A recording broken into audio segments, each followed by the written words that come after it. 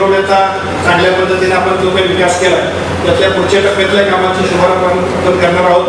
मला वाटतं ते सगळं करत असताना चैतन्य दिसत नाही, परंतु दाजीपूर आणि दाजीपूरच्या परिसरातल्या सगळ्या विकासाची जी काही सगळी कल्पना आहे 1 मेला मी त्याला सांगितले, पण 1च्या ऐवजी 15 मे होईल, परंतु सगळ्या विकासाची कामं लोकांच्यासाठी लोकार्पण आपण करतोय.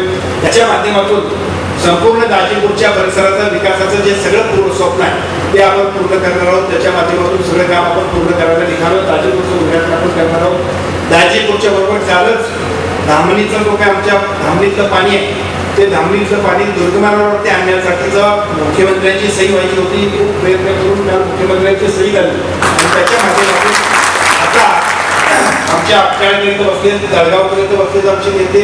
तळगाव असेल, आपट्याळ असेल, दुर्गमानवाड असेल आणि विशेषतः डॉक्टर कुंभारवाडी, शिरगाव तिकडचा सगळा एरिया जो आहे त्या सगळ्या एरियासाठी आता आपण जसं आम्ही वसुदेव बुजायला काम करतोय त्या पद्धतीच्या कामासाठी तुम्हाला पाण्याचं आरक्षण पाहिजे होतं. 1 TMC पाणी आम्ही आपल्यासाठी उपलब्ध करून घेतो. खूप मोठं काम माझ्या आयुष्यातलं पुण्याईचं काम मी केलंय. पुढच्या टप्प्यामध्ये पुढच्या वर्षभरामध्ये त्याचं टेंडर काढायसाठी सुद्धा आपण जाणार आहोत. पण त्याला ज्या पाण्याच्या आरक्षणाचा काम होता तो आपण पाण्याचं आरक्षण केलं.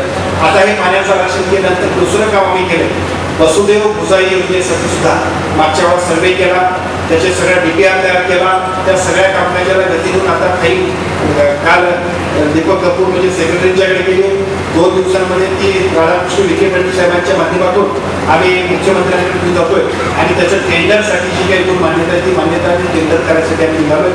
वसुदेव भुजाई योजनेमुळं आमच्या सगळ्या भागाबरोबर सीताराम खाडेंचा कासारपुरे असेल, सरवड्यातला काही आपला राजेश मोरे साहेब तुमच्याकडचा काही भाग आहे वरच्या भागातला, त्यानंतर आयनी आणि आमचे सुभाष बापू चोपडे असतील, संजय पाटील आयनीकर असतील, सुभाष बापू आमचे चोपडे साहेबांच्या पासून आयनी असेल, पंडेवाडी असेल, सगळा भाग दिसणार आहे. आणि विशेषतः भिकाजी पाटलांची धामणवाडी आणि त्या सगळ्या गावात त्या परिसरातील सुद्धा नंदनवन हवा आहे. आणि त्याच्याबरोबर विंचेखोरी सगळी हिरवीगार होणार आहे. विंचेखोरी असेल, कोळवण असेल, कलिकडच्या बाजूला सगळा नांदवड्याचा वरचा भाग असेल, कोरवड्याचा वरचा भाग असेल, खूप मोठं काम आमच्या आयुष्यात मुधाळच्या वरती टोकावरती सुद्धा पाणी येणार.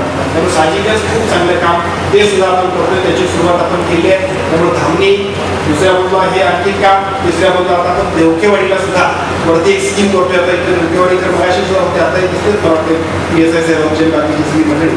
तर देवकेवाडीचं सुद्धा काम अंतिम टप्प्यात आहे. देवकेवाडी आणि खिंडीवरवडी जयवंत पाटील आमचे हे खिंडीवरवडी काम आहेत काय, खिंडीवरवडी आणि देवकेवाडी या दोन्ही गावाला EPTC मधून आपण निधी लावलाय. त्याच्या माध्यमातून त्या सुद्धा कामाला सुरुवात करतोय. साहजिकच या सगळ्या कामाला एकापेक्षा एक अशा पद्धतीचे स्वप्नातली कामं असतील त्याला गती द्यायसाठी आपण निघालो.